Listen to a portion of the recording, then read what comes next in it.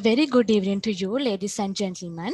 On behalf of the Miloda Academy of Financial Studies, I warmly welcome all of you who are joining with us today. Miloda, or the center that facilitates generation of revenue. We dedicate ourselves providing services to become a world-class center of academic and professional excellence in human capital development across the financial services sector.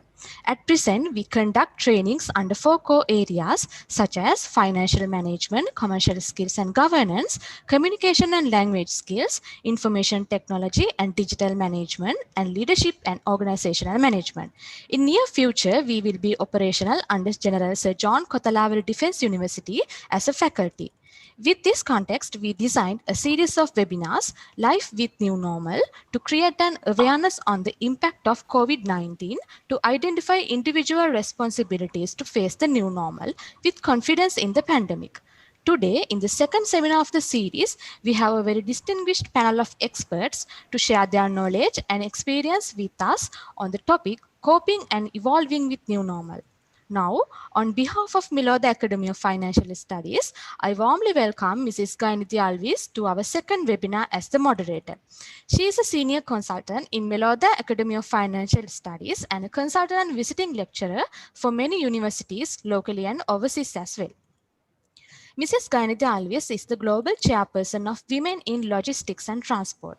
She was the former director of customer service at Unilever Sri Lanka and the first female director for supply chain and the first global lead auditor appointed from South Asia in Unilever. She was also the immediate past chairperson CILT Sri Lanka and is a board member of WCIC. She is currently holding the positions of Non-Executive Independent Director of Singer Sri Lanka PLC and Director of Logicare Private Limited. Dear Madam, I cordially invite you to continue the webinar.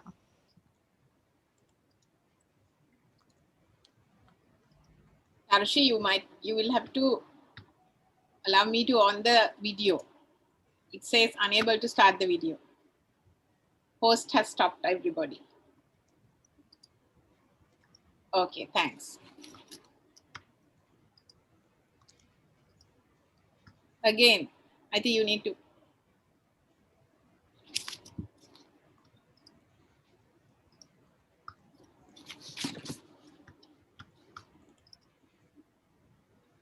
No. Okay. Good evening, everyone. Thank you very much for tuning in today. We have 22 participants linked up, so hopefully others will join. We have more than 50 registered for this webinar. As Tarushi mentioned, this is the second of a series of webinars which we have themed as Life with New Normal.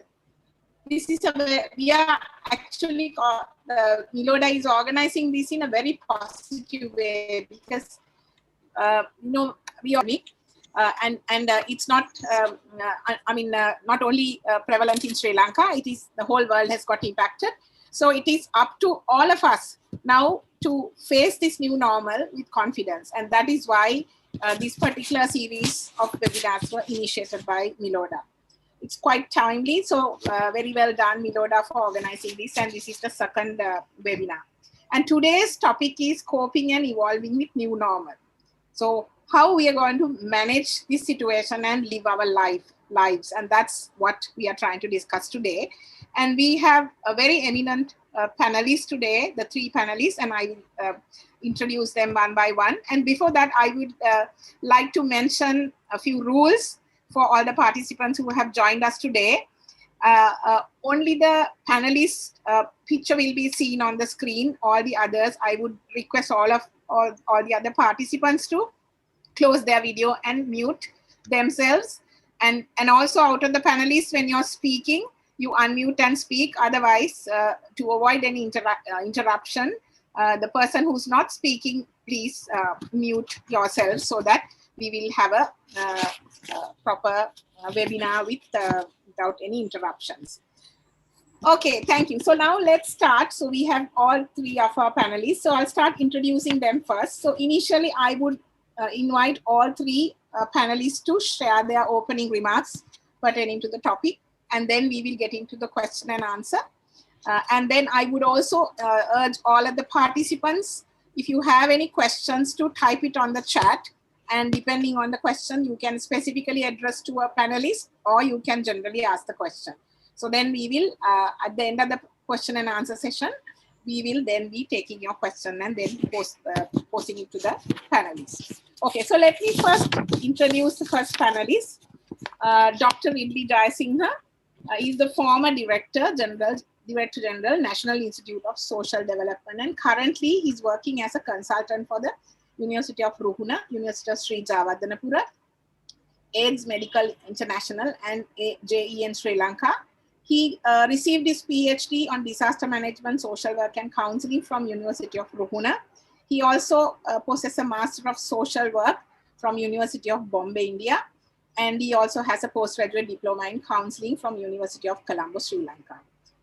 Dr. Ridley Jayasinghe is a very experienced lecturer specialized in social work, psychological counseling, disaster management, human rights, and administrative supervision. So he will be specifically talking about how to plan in this new normal situation. Planning and review is what he will be talking about, giving his guidance. The second panelist is Vidya Jyoti, Senior Professor of Medicine, Professor Arjuna De Silva.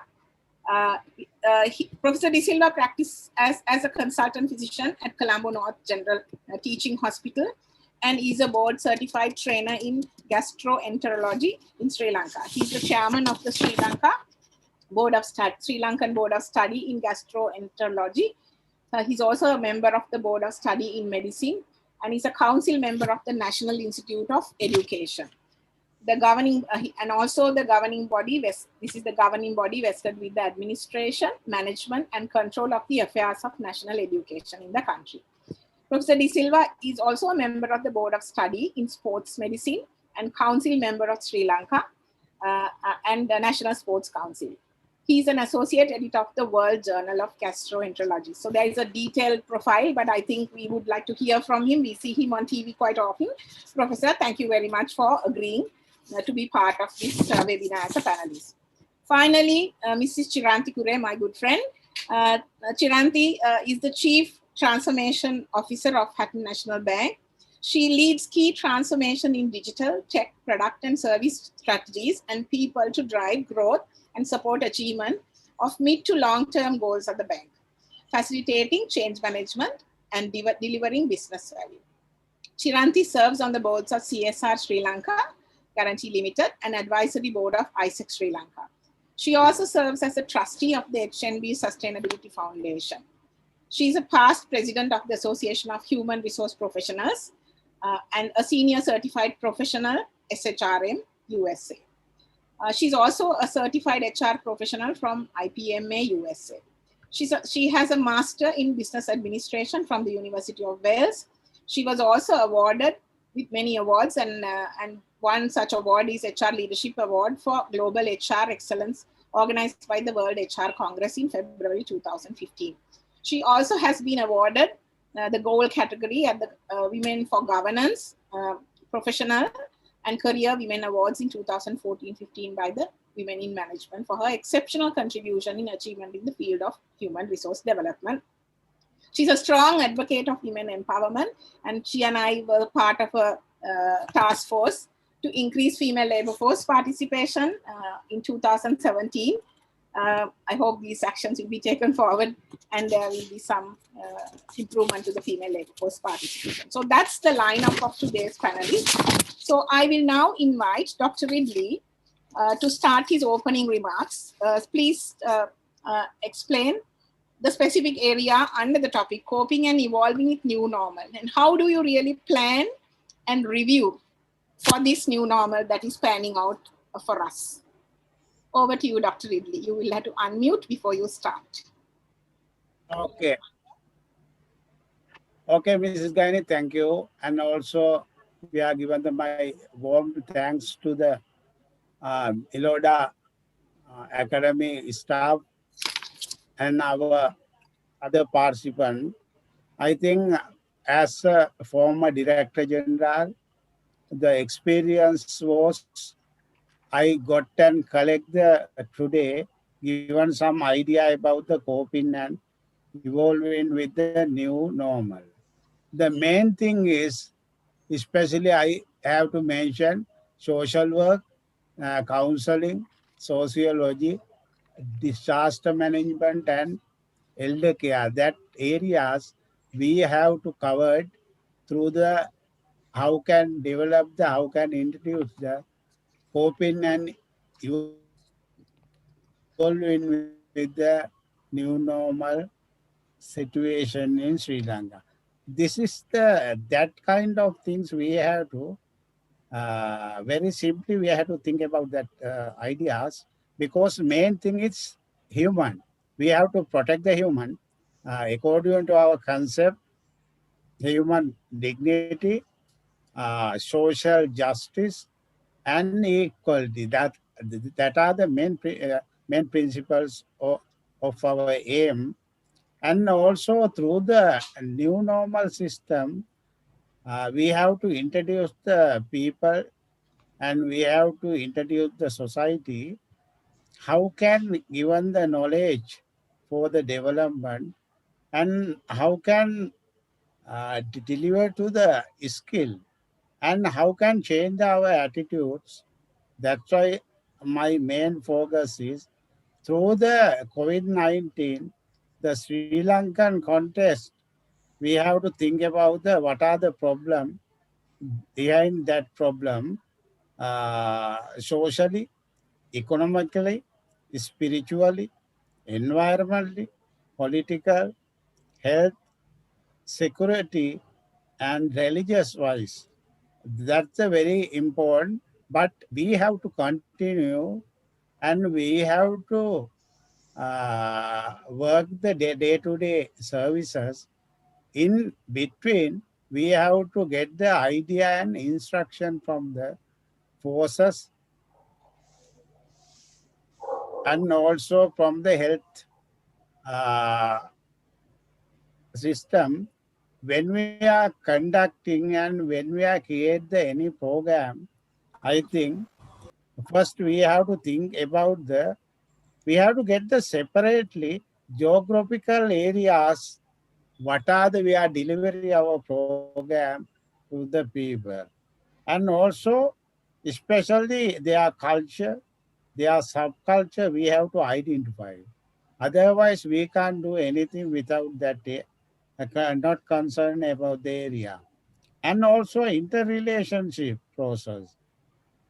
Then special group we have to identify. When we are talking about the example, we have to work with the people. Always we are not work to the people. This concept, if we are creating the new normal system, always think about the working with people. Working with people meaning we have to identify their feelings, their attitudes, their communication system. Everything is first we have to study. Then economically, educationally, and value based and social leadership. We have to identify. We have to, we have to identify. Main thing is example, when we are working with the school, through that system, when we are work with the school, we have to identify the what are the school social work theories and mechanism about that field. And also we can use the green social work system, military social work system, working with the disabled, working with the child, especially working with the children. That kind of we have to think. And I would like to say every program, when we are create the grassroots level, we can think globally, but always we have to think locally. What are the practical, simple, and what kind of program we have to cater to the people, cater to the uh, uh, especially cater to the uh, community. this time we can't forget person. Our main focus is person. We have to think either Tamil, Sinhala, Buddhist, Islam, like this. We have to geographically area and other person. And other thing is their problem, individual problem, family problem, community, society, uh, and also every ideas we have to collect the problem there. We have to identify the problem. Through the problem, we have to decide a small kind of planning to the new normal system. This is a very important Okay. things. Thank And you, other thing, Dr. Ridley. I think in the interest of time, so we will, I'll get more questions. I mean, I'll ask more questions from you during the question and answer session. So let me, in the interest of time, okay. go to the next panelist and then I'll come back to you. Okay, sorry about it. So Professor. Okay, thank you. Okay, thank you. Okay, thank you. Thank you, Dr. Ridley. Okay, if you unmute. Okay, thank you. Please mute your mic, Dr. Ridley. Okay. Okay. Okay, now let me invite Professor Arjuna De Silva. Professor, over to you to start your opening remarks, especially in the space on communication and how do you really get the real communication message to the masses. And then we will discuss more in detail about the current situation. Yeah. Yes, quick thank you to Miloda for giving this opportunity to communicate with people. So, when we talk about new normal, first we talk about the normal. Well, before COVID, we would have, if we wouldn't have been having a webinar like this, we would have been actually physically present there. So, the new normal is already well on its way.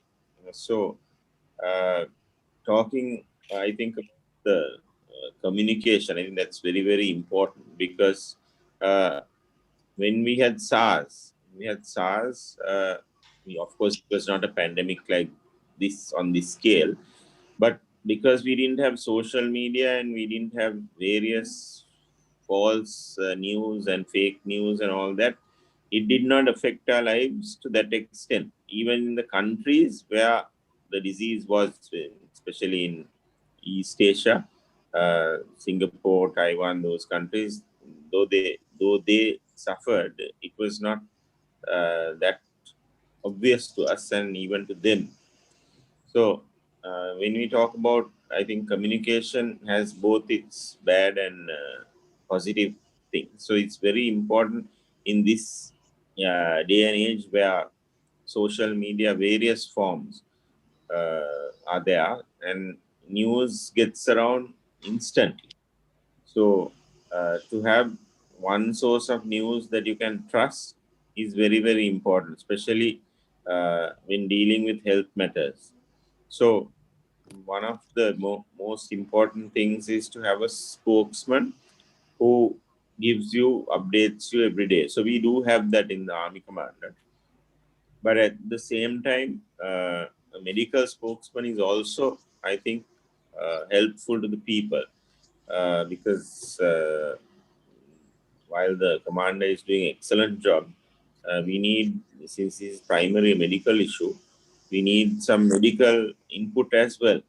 So I think Dr. Anil Jasingam was doing an excellent job. So unfortunately, he had to go. So after that, we have not had very clear messages from the health because of various changes that occurred. But one example is when that happens, people tend to go to traditional methods of treatment. So while having nothing against traditional methods of treatment, which have been there for thousands of years, we are living in a scientific age, and most of the countries in the West and even in the East are very scientific, and they are using science to the maximum. So we have a lot of scientists, very talented scientists and medical personnel. So there is no reason for us to go towards traditional medicine in that looking for a miracle cure. Of course, research on traditional medicines and all that is important, as I said before. But a clear message that we have to go, the whole world is going towards the vaccine. So we have to go towards the vaccine as well. There are actually 64 vaccines, if you check the current vaccine update, 64 vaccines in trial, including countries like Vietnam, which have developed their own vaccine. So, Vietnam was a success story in COVID because most of the things they did on their own. They also used a system like ours where they used the military very successfully, like we did and we are doing for contact tracing. That was very important and it still is. But we also must use our scientists to the maximum because that's a key fight in this battle. So if the scientists are not organized and channeled properly, because as I said, to do proper research, you need funding, and that has to be there. And sometimes it's not just billions of dollars or millions of dollars. It is maybe some small things like PCR machines, things like that, which can easily be done. So, but still, having said that, still the research is going on. So the clear message should be, yes, this is going to go on for some time, definitely another year. We do need a vaccine because now the vaccine itself is an unbelievable achievement. It shows how modern science has evolved. When it took so many hundreds of years to develop vaccines, and we don't still have a vaccine against a common cold or HIV, we have within less than a year produced so many vaccines. So that shows how fast science has developed. So definitely the vaccine is the way forward. We have to see which vaccine is best for us. There is a panel appointed by the government, and which vaccine is which is affordable and practical to us. For instance, the Pfizer and Moderna vaccine, especially the Pfizer vaccine, needs minus 80 refrigeration. Minus 80 refrigerators are found only in the universities where there is research done. General hospitals won't have those. So, of course, they have a system of bringing in dry ice and all that. And the cost is about $22 per thing. The Moderna vaccine is $33. So, it's very expensive compared to the Oxford AstraZeneca one, which is $3 to $5. So, we should decide and go in that. Then clear messages are important for simple things like wearing masks, staying at home, washing your hands, keeping your distance. So that message needs to be repeated and repeated like a mantra, because that is the key way to fight this pandemic. How much vaccines you have, that doesn't mean you don't wear a mask when you go out in public. That doesn't mean you don't wash your hands, because we will have similar pandemics. If you learn from what we learned from SARS, when we traveled before, when we went to airports, we used to see people from Hong Kong, Japanese wearing masks, and we smiled and we were amused. But they had learned from SARS, and they knew that the importance of wearing masks. Even the WHO took a long time to advocate masks. So the way forward is, I think, as you said, I can happy to answer any questions you have. Yes. I'd like to sum it up to say that in the medical sphere, clear messages are important in this, because there's so much disinformation going around. So much disinformation, and one thing I've been telling about, a simple message, is about these masks with valves, which are known, which have been banned and have been in most countries, are still being used in Sri Lanka because there is no clear message to the public. There on a website, we don't, on our websites, we don't have this. So it's important that it's, especially mass is a key in the battle, key weapon in this battle. So we need to have a clear message, and that should come from obviously the government and the medical people, so that the public will not be misled or feel that there is no guidance, so that they will resort to other methods which are non-scientific. So I will hand over there, and Thank you, then if there are any questions. Yeah, thank you, Professor. I think that's a very important part. At the rate that pandemic is spreading, and we also see that information is also like we get overload and that. So I'll come to you later on after Chiranti finishes her opening remarks. Chiranti, I think what happened during the pandemic was everybody was homebound and confined to homes. I mean, not only in the government sector, private sector, the whole, most of us still, even after the lockdown was over, everybody's confined to homes. So coming from a private sector organization, I know you have a lot of experience in about this whole working from home and remote working, which we have been talking about it earlier. Would you like to share your opening remarks in that space? Yeah, over to you. Yes, good evening. Thank you, Gayani, and thank you, Miloda. It's a pleasure to be with you this evening. So I will first of all share with you some global statistics which I just got very recently, conducted by the Boston Consulting Group, which gives us a clear perspective of what has become of this working from home since early part of this year. I think for the whole year, globally, everyone has worked from home. So to get us started, Boston Consulting Group, or BCG, has done a latest research involving 12,000 people across Germany, USA, and India. And some of their findings, key points, data points from their findings, is that about 75% of these respondents have said individual tasks they are able to do very effectively.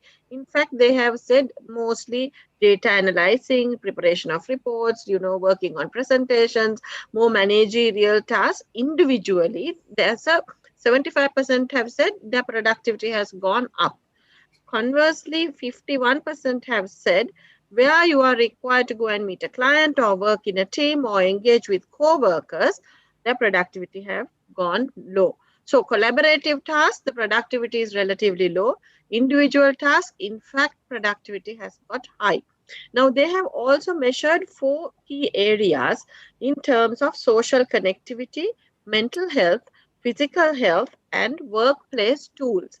Now, those people who said that they were more productive have had access or better ratings in all these 4 areas. Before the pandemic, they had better physical health. And right throughout the pandemic lockdown, working from home, they have been able to maintain equal or levels of mental and physical health, and they were provided with the workplace tools. However, those who did not fare too well, either on collaborative tasks or on individual tasks, and this is surprising, even in developed countries like the US and Germany, where access to, computers, iPads, data connectivity, social connectivity has been scored as 80%, 76% and 70% low. So people felt that being cut away from that office environment where they get to mix with co-workers, mingle, interact, that was felt. So obviously we can see that this working from home will bring us different mental, physical health issues in time to come. An office workstation, the lux levels, the ergonomics are designed to suit certain conditions. A home workstation may not have those international standards. I think now, even in Sri Lanka, I have seen manufacturers, reputed brands advertising saying ergonomically designed home workstations. So now a new market has got created. So these are some areas at a global level and a local level, which is commonly affecting mankind. bringing it very soon to our bank, HNB. For the first time in the history, banking was gazetted as an essential service. So our banks we had to keep open, and then we had to also maintain very safe and Ministry of Health guided regulations, and we had to move into split teams. Banks deal with confidential customer data, so working from home over public Wi-Fi or unsecure data connections became another threat. So I will speak about some of these challenges we faced as we go on, and probably in the interest of time reserve my for the next attempt the round that I get to speak a little bit more specifically about some of these and how we overcame those challenges. Would that be okay, Gaini? Yeah, thank you, Chiran. Yes, time is also running out very fast, so we need to go to the first round of questions. So now let me turn to Dr. Edlik briefly, since you are also having expertise in mental health and all that, because you work, you are a social scientist as well on counseling. Tell me now, planning is very important in whatever we do. I mean, as an individual, as for an organization. So briefly tell me, as an individual, how one should plan their day when you are confined to a working from home environment, or in general, when you're working in an organization where you don't have many people these days, because you get people to come to work on a staggered manner. Briefly, please. Yes. Yes, Dr. Ridley.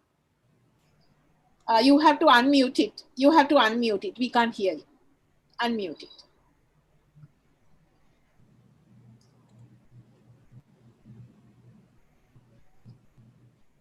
You have to unmute it, Dr. Ridley. Okay, now we can hear. No, unmute it, please.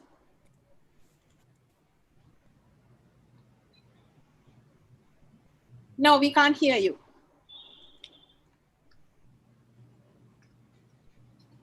Okay, so because you're finding it difficult, I will move on to Professor Arjuna. Professor Arjuna, are you there? Okay. Yes. Yeah. I think he is having problems in unmuting. So I mean, you very rightly spoke about the importance, especially in the medical field, because this is a pandemic, and correct information, scientific information is very important. And then we live in an era where information is overloaded, So if you really look at in this kind of a context, how one, especially the government and the medical profession, how one should differentiate and give the correct information to the community. That is very important, because I know government does a lot of work to do that with the medical profession. So the infodemic era, how do we really respond to this era, right? Yes, I think it's very important to fact check most of the information that is fed to you, and not simply just forward information that is given to you. That's probably the worst thing you can do without fact checking anything. So as we said before, the fact that the Army Commander is head of the task force every day in the morning gives us a briefing is a fantastic thing, because he is such a busy man, but still he makes time to do that. So that's important. Is the news coming from him, we know that's correct.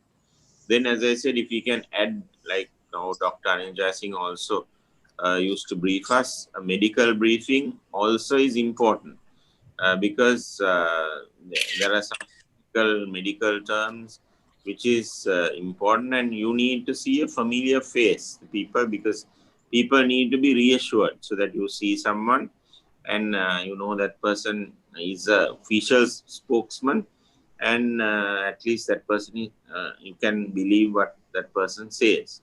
So then at the same time, I'm speaking now medically. So the societies, there are so many medical societies.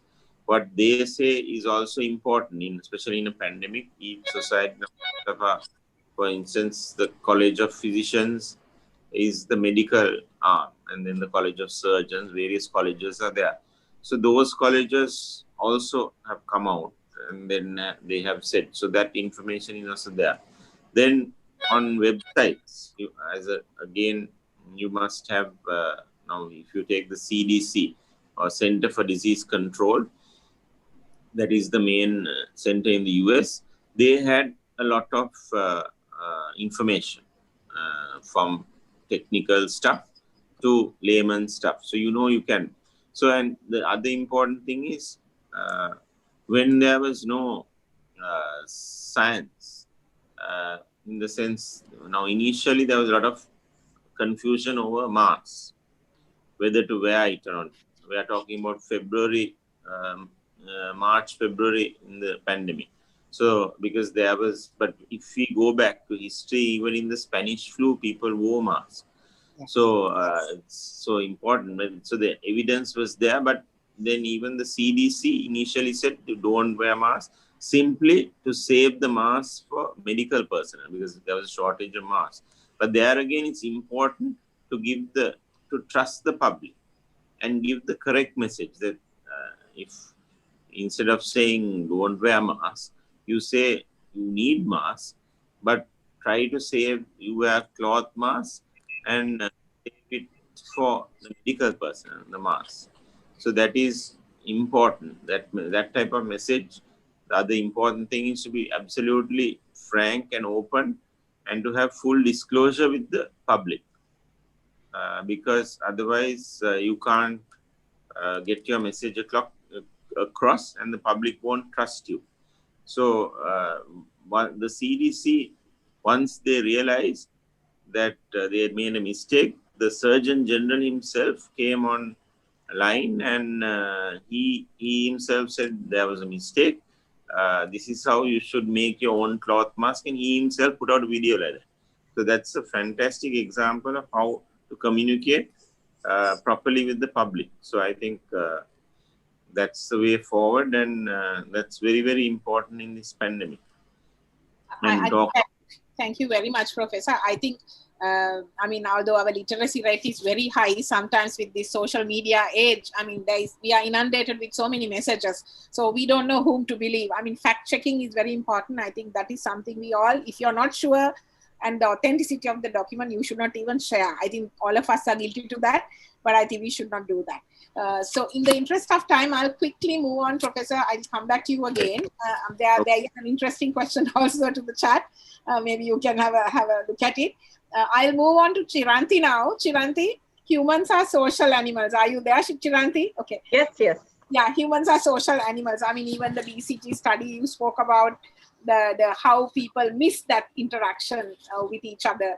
And also especially, although we get stuck in traffic jams, the commuting time is also very important for us because that time we use for many other things. And there are lots of studies that have been done. So how do you, anyway, we cannot do anything until a vaccine is found. We might have to, to a limited extent, at least live this life. What are the interventions that your company, as well as any other suggestions that you all have to creatively work within this environment to manage remote working? It can be applicable to government sector, private sector. So just in generically, if you can talk about on that. Right. So actually, I think we were well set, as organization, because we had created different WhatsApp groups for the entire bank already, and we were fully functional on it. Like whether it was the top team, whether it's our regional teams, a regional head will have all the branch staff and branch managers connected. So that connectivity digitally was there as a result. And that was also very useful to disseminate information, because originally in the first wave, we had severe, frequent lockdowns, different areas, and operating a 252 branch network, opening, closing branches, was a very tedious task. So that interaction for news dissemination, communication, official channels, updating. We also had a Corona committee established straight up as early as January before any lockdown. So we, at the highest levels, the committee was chaired by our chief operating officer, our head of HR is there, so many senior management. So the preparedness was high. So social interaction, the need immediately was access to credible information, like Professor Arjuna said, from the authentic sources. So that need got fulfilled. Thereafter, actually, our talent center created a series of videos, like bite-sized, bullet-sized videos. The show must go on. little, interactive things. We did a lot of virtual training sessions. One of our branches as early as March went into lockdown because one of the staff members, family member, tested positive for COVID. So we did an online virtual training program for them because suddenly they were isolated, then the branch was closed. So we managed to deliver a lot of animated videos. We procured some animated software and created videos and disseminated it via digital screens, via WhatsApp channels, and kept the momentum going. Yesterday we had virtual carols. Our HR department organized a virtual carols and live streamed. We have had meetings on Microsoft Teams from March itself, and so that social connectivity somehow for professional purposes we have been able to maintain, and I think that's very essential. We also engaged medical professionals from the GMOA and other medical psychologists, industrial psychologists, and we broadcasted many knowledge sharing sessions, how to deal with mental health issues, not only for our employees, but you have children working and learning from home, and you have to balance, suddenly your workplace and your home, the boundaries get blurred. You have to share, and everybody doesn't have iPads and tablets at home, so sharing these digital devices, so managing some of these new challenges needed to be educated. So we actually did a lot, and our HR, our talent center went out of the way to bring in that connectivity to keep people together. Nevertheless, our monthly communications, our CEO's monthly Monday morning message, everything went without a tick. We continue to communicate without dropping the button. Actually, not to drop the button became like a mantra for us on anything. We couldn't afford to have a COVID infected person in the bank because of reputational issues. We did have a situation. We managed it. But everyone took their role seriously, not to drop the ball, and make sure that the bank operations continued without disruption.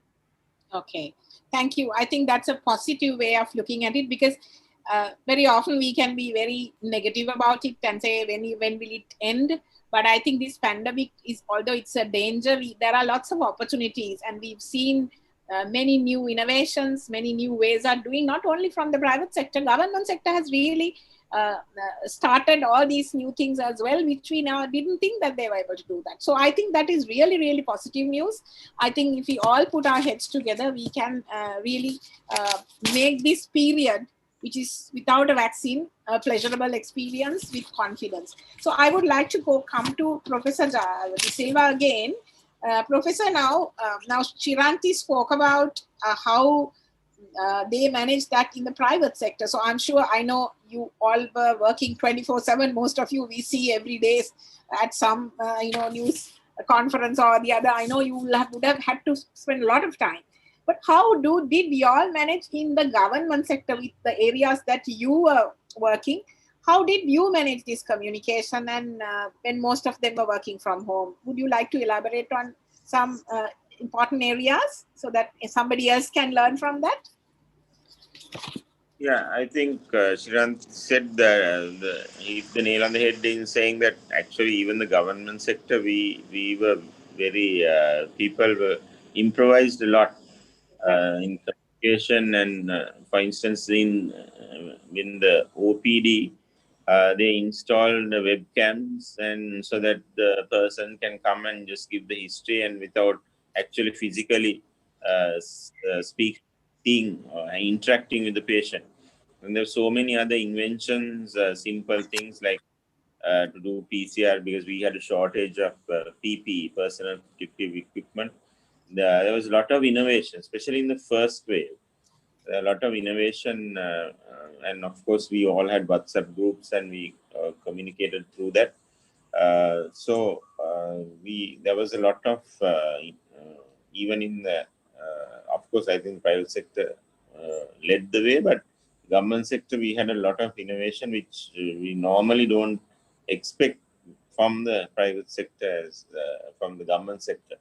So that was important, and at the same time so many innovations in the sense even the nurses contributed to sewing stuff, bringing things, different face shields, so many ideas using sort of X-rays, old X-rays for face shields. There are a lot of things that were done.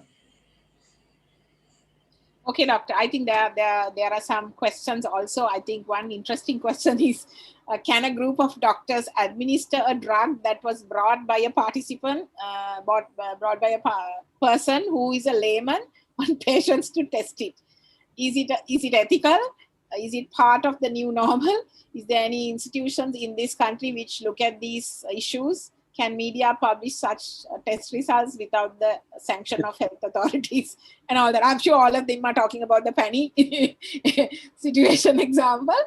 But I mean, how do you tackle such a situation? I mean, that is something that we need to understand from the medical profession. Yeah. Yes, so I think that's what the most important thing here is to be open with the public, because that's the crucial thing. If we lose trust of the public, then it's very difficult to get it back in this day and age of social media.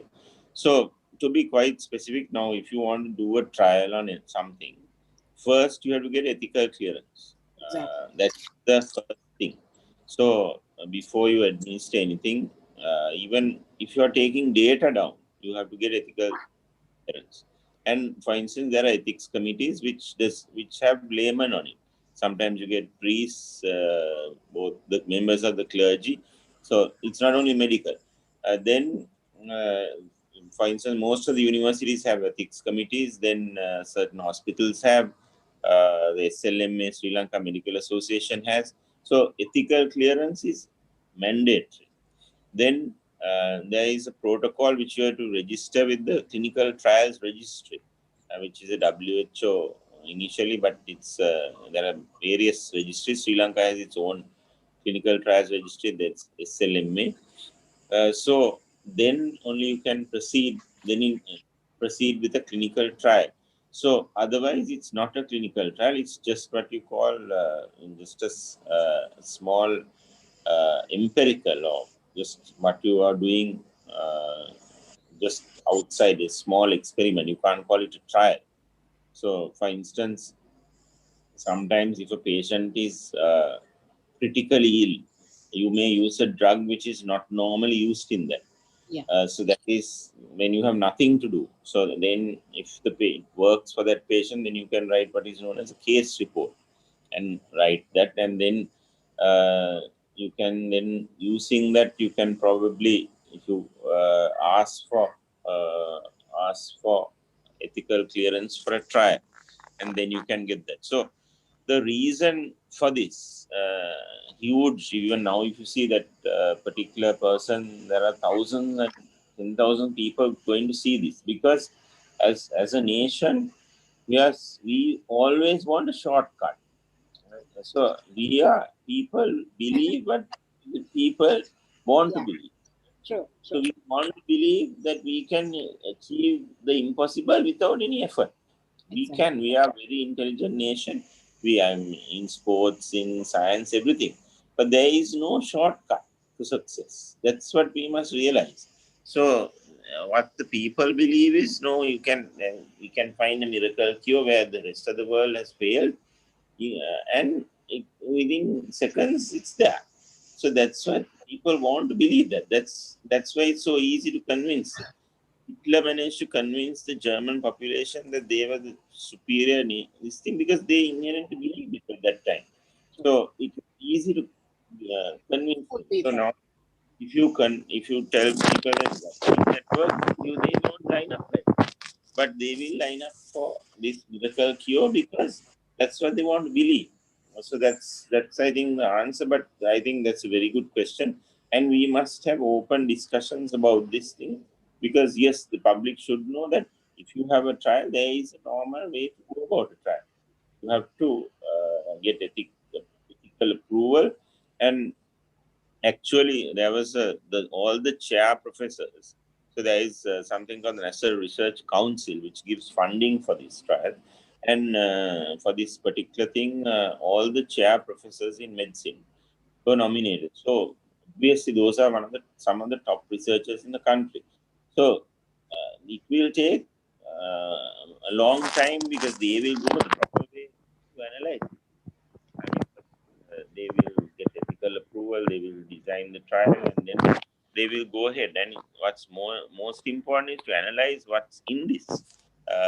That's the most important thing, because if you take Chinese medicine, so many things in Western medicine has been taken from Chinese medicine, but we have analyzed the active component and used that. The best example is for malaria, the drug called artemisinin is Pinghashu in Chinese, which was used thousands of 2,500 years ago to treat malaria. But we have now identified the active component and it's given as a tablet.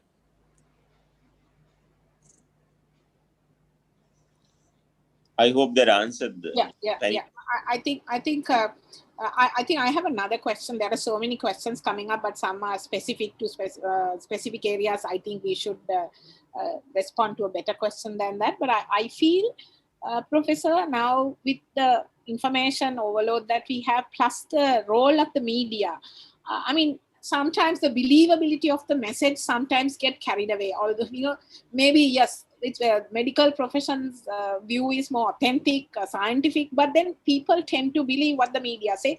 From somebody who's been interacting with media, what advice would you give to them to communicate the correct message? Sometimes what they do can take us to a wrong path, and then it can actually have major issues for the country. Yes, I think the media has to be definitely responsible in reporting. That's very, very important, because as you said correctly, yes, some people, unless they see it on TV, they don't believe it, that it's actually happened. So if even the fact that showing patients and like this is like a huge issue, I mean, medically, we don't like that at all. I mean, even telling patients names, those are things, patient confidentiality, those are huge. I mean, this may be part of the new normal, but these are parts of the new normal we should try to erase, because I mean, you can't have that sort of thing is definitely not on, because I mean, then that's part of the fear psychosis that has been shown is when you find a patient, it's like you're finding a criminal. So I mean, that sort of attitude should go from me. That's what I said. If not for the social media and the media handling this as the SARS, this would not have been such a huge issue. It would still be a pandemic, and it's definitely real for those conspiracy theorists. It is as real as it gets. But I mean, it's important to know that the media has to be more responsible in reporting, and falling ill is not a crime. I mean, it's not, can happen to anyone. So we must respect the person's privacy, and definitely we should act responsibly. I think you're very right. I think media ethics very important, and we've never seen people dying in houses in our country because they'll always go to a doctor. Why they are not going to meet the doctor is because of this publicity, undue publicity that you get. I think that is something we all must, because we will be like this for at least for the next 1 year and 1.5 years, at least for the entire population, because I don't think we will get the herd immunity at the end of the next year. 70% of the population getting infected, I don't think it will happen from my limited knowledge. So I am saying, I think we all have a role to play, duty to play in ensuring that we do our part. Okay, I mean, if all of us do our part, I think the whole country will get the correct message, at least in our own little way. So I would now, I think quickly, Dr. Ridley, I don't know whether you're able to connect. If not, I will ask one more question from Chiranti. Chiranti. No, I can even okay. answer. Briefly, can you tell me, briefly, can you tell me, as an individual, because you worked a lot on human psychology and then there's counseling and all that. As an individual, how important, what is the message that you will give to the audience, limited audience who are here and later on who will be watching this through Facebook Live? As an individual, why would somebody be convinced to communicate the correct information? Because it's our duty. After all, this is our country. Yeah. What is the advice that you will give? Yeah, important question about when we are working with the person, I think they have to especially they have to motivate them, educate the problem. Especially we have to identify you and get in their feelings. Especially we need person feelings.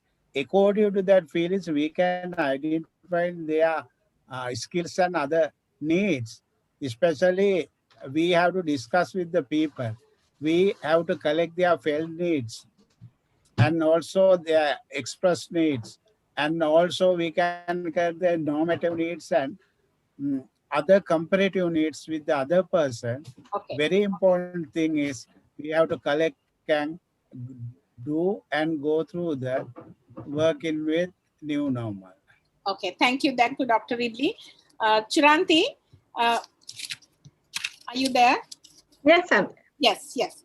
So I think the communication is an important part, and planning is an important part in managing the next 1.5 years in this new normal that we are managing. So what advice would you give to the audience on how to cope and evolve with the new normal? I have two advices. One is, I think we don't need to take a step back because of the pandemic.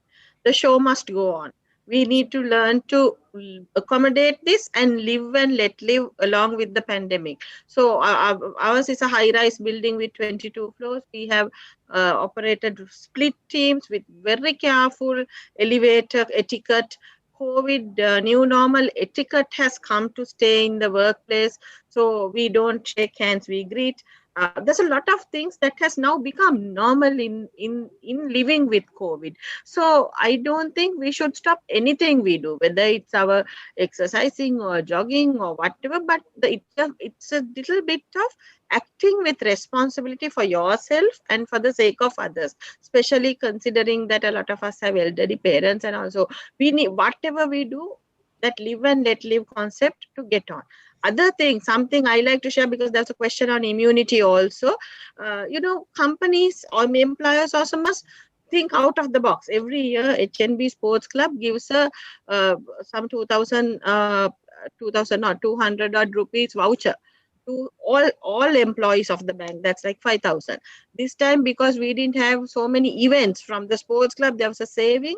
So there's so much money more, a little bit more. So I'm going to cover the brand and show, because I don't want to be unfair to a brand. But you can see here, COVID immunity booster pack provided by HNB Sports Club. We all got this, right? So this has come with some syrups and, balms and medicated soaps and, pay hour. I think, and we also spoke to another like a Hela Osu Ayurvedic person, not for penny, but just for normal Ranavara, Belimal, herbal drinks as an alternative to the normal tea and coffee that's served at in the morning and afternoon. So these are natural immunity boosters, which are healthy things, not just to stop COVID. So I think companies also now need to think a little differently and take care of their people. So for employers, I have that advice. I think you need to not just do things the way you normally do. Think a little differently and do. I am very proud to carry this back home actually, because it's nice. I feel like my company has cared for me and looked after me. So I think as employees, we must make sure we do our best, not use COVID as an excuse to stay back. And as employers, we need to go a little bit out of the box and look after staff. That's my advice. Thank you, Chiranti. I think I must ask this question from Professor Arjuna. I think you spoke briefly about the vaccine, but I think for the benefit of the audience, would like to know what is the government's readiness and the plans in place. Maybe you may not have all the answers, but at least just briefly tell us how is our country getting ready to, order vaccine and then do the vaccination, and any idea when this can happen? Yes, the government, of course, had signed very early with the WHO, because most of the vaccines, the WHO got the data. So we have signed with the WHO. The WHO has promised to give us a percentage, I think 20%, which will come at a subsidized price. The only thing, when will it come, is the issue. There is also, the government has a vaccine committee who will evaluate the data on the vaccine, because the WHO has so far not validated or accepted or recommended any vaccine, including the Moderna and the Pfizer, which the FDA, that is the American regulatory authority, has recommended 2 vaccines, the Pfizer and the Moderna, for emergency use. So a lot of countries are using the Pfizer. It's very expensive, but definitely the government has a plan, and there is a NMRA, which the regulatory body, which will evaluate because I don't think we have the time to do a trial on the vaccine. So we will have to use the data from the other countries, and we have capable scientists who can analyze this and give a decision to the government. And then, considering the cost, availability, and medical data, the government will vaccinate. We have a very good primary healthcare system. We have vaccinated immunization is very, very good. So we have the system in place to get the vaccine across to the population already in place, as opposed to other countries in the region. So the only thing is the cold chain needs to be like a normal vaccine, which is a normal fridge.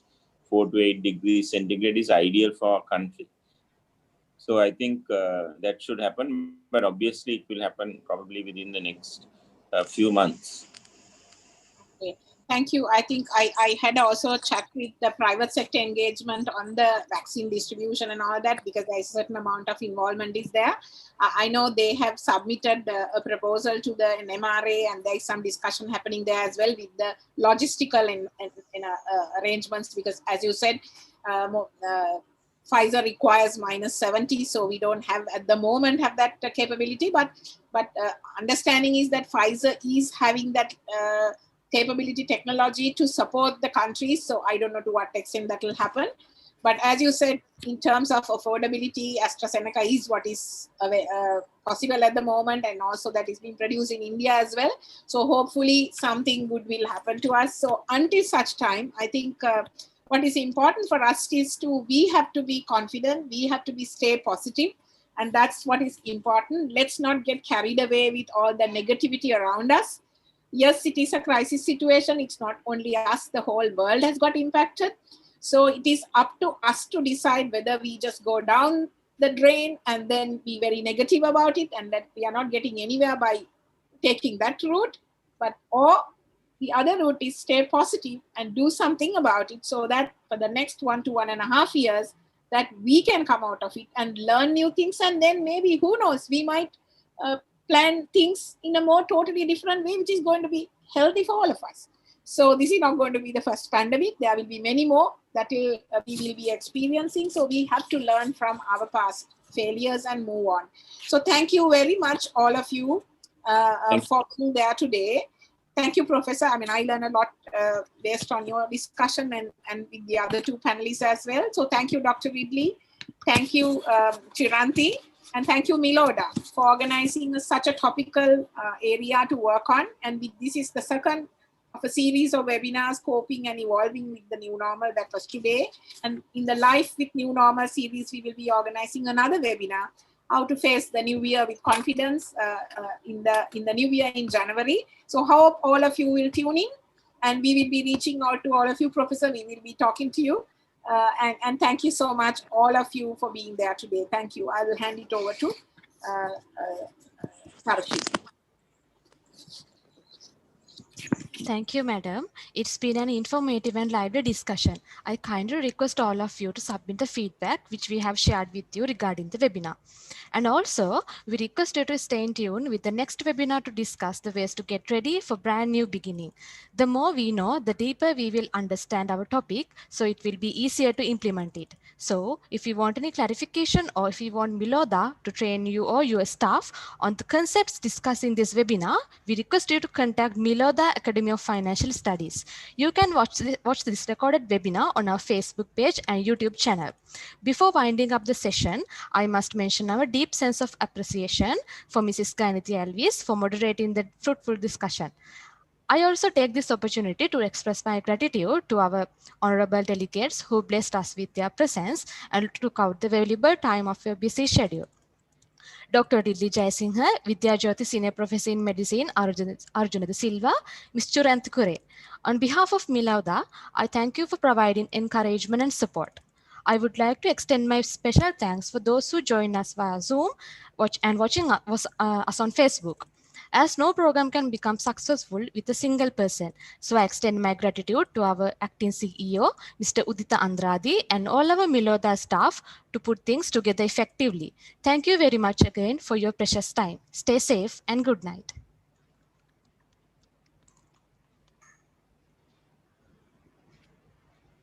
Thank you.